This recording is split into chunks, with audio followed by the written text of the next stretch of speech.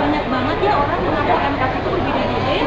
Ada yang menganggap kalau kasih itu kayak misalnya cinta gitu, cinta banget sama kita, terus gitu perhatiin sama kita. Gede banget tuh sama lu. Gimana ya? Sekarang tuh yang namanya kasih ya, identiknya cuma sama cinta doang, cinta-cintaan gitu ya. Apalagi ujung-ujungnya apa? Galau gitu ya. Apaan tuh bang? Kok zaman sekarang masih galau gitu ya?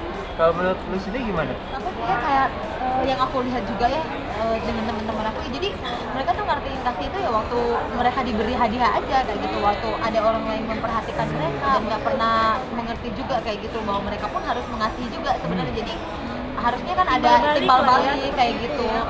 Kalau pribadi apa ya?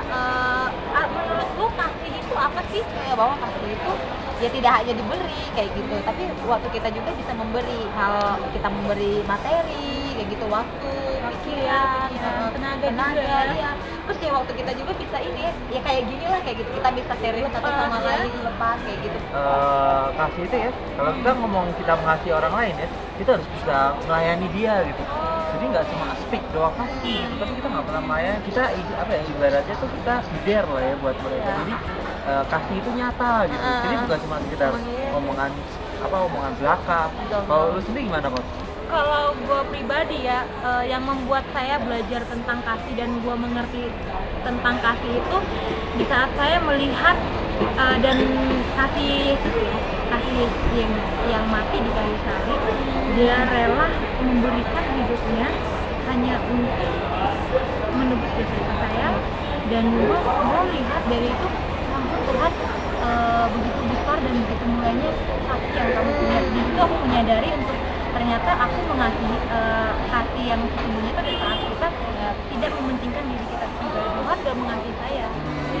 Saya merasa kasih itu benar-benar gak hanya untuk keluarga pribadi ya, tapi buat orang lain, teman kita, sekitar kita, lingkungan kita.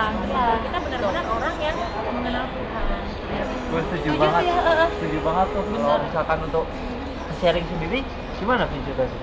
Ya kalau sharing ya maksudnya aku juga suka apa ya, maksudnya bisa cerita ke teman-teman ya tentang keyakinannya aku kayak gitu, bagaimana Tuhan juga sudah mengubahkan hidupnya aku kayak gitu. Jadi aku bisa membagikan itulah ya ke teman-teman aku, dan dari situ aku pun happy lah ya, mereka pun bisa apa ya, maksudnya bisa mengerti juga kayak gitu, dan itu bisa bantu mereka juga untuk mereka bisa connect nih ke Tuhannya kayak gitu.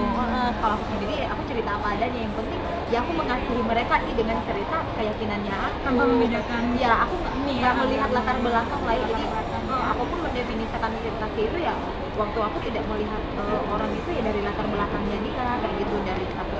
Intinya ya kita ngeliat ke Kristus lagi kan, bukan cuma sekedar cinta-cinta doang. Betul, kita bisa apa adanya kayak gitu.